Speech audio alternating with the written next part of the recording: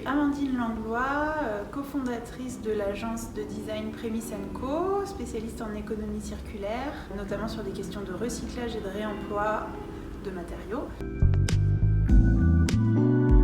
Alors, la frugalité, pour moi en tant que concepteur, je dirais que dans notre travail, c'est d'abord aller vers la simplicité de la réponse.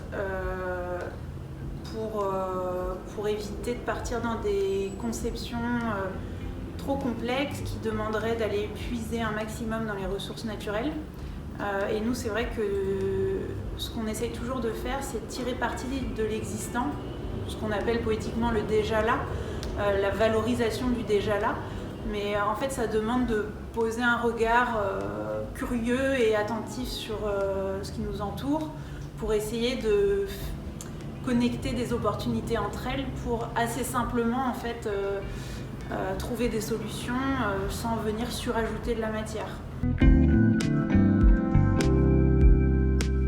Une illustration assez claire qu'on pourrait donner, c'est notre travail avec Airbus sur du démantèlement de pièces d'avions, d'avions inutilisés. Donc là, on a travaillé nous sur la question de la bielle, qui est un élément structurel des avions, où donc c'est des pièces qui n'ont plus d'usage, et on est venu en fait simplement couper en deux cet élément et en insérant à l'intérieur un système électrique et en venant laquer de différentes couleurs l'extérieur, on a développé toute une gamme de lampes suspendues et sur pied.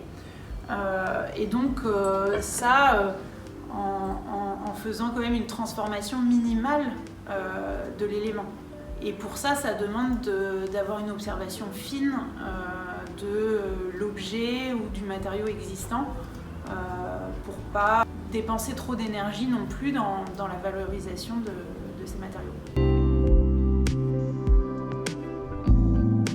Disons que la sobriété, elle fait plus appel au fait de se priver ou de se limiter,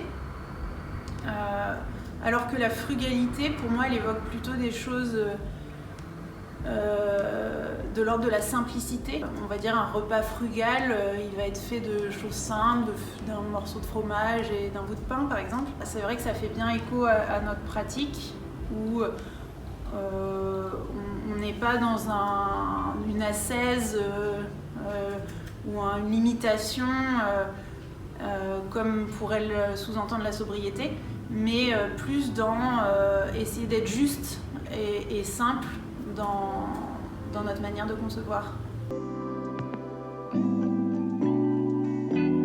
On va dire que notre frugalité dans la conception, elle se place plutôt au niveau du matériau, plutôt que sur la technicité ou sur d'autres aspects, parce qu'on cherche vraiment, enfin c'est vraiment le cœur de notre travail, et on n'est pas des ingénieurs, on est d'abord des designers.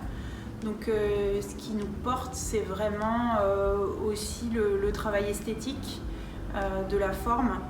Et on va dire que notre valeur ajoutée, c'est vraiment emmener une matière qui est considérée comme un déchet, ou qui en tout cas n'a plus d'usage, vers un nouvel usage, et aussi une certaine beauté, une attractivité.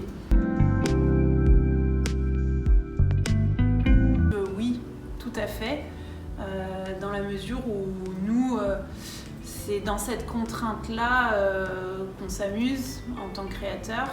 C'est vraiment notre terrain de jeu de conception, donc on ne le vit pas du tout comme une frustration, mais plutôt vraiment comme une nouvelle manière de penser le projet. Donc ça demande peut-être d'inverser certains réflexes de projet. C'est pas forcément l'idée qui vient de haut à qui on va essayer d'imposer, on va dire, aux ressources et à la terre la réalisation de cette idée, mais des fois c'est plus le contexte qui va permettre avec l'observation de faire émerger l'idée.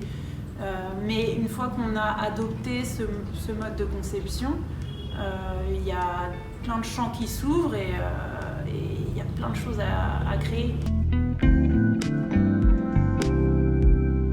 Du coup, nous, on va plutôt parler de création, tout simplement, et de culture, qui sont plus nos champs d'action que celui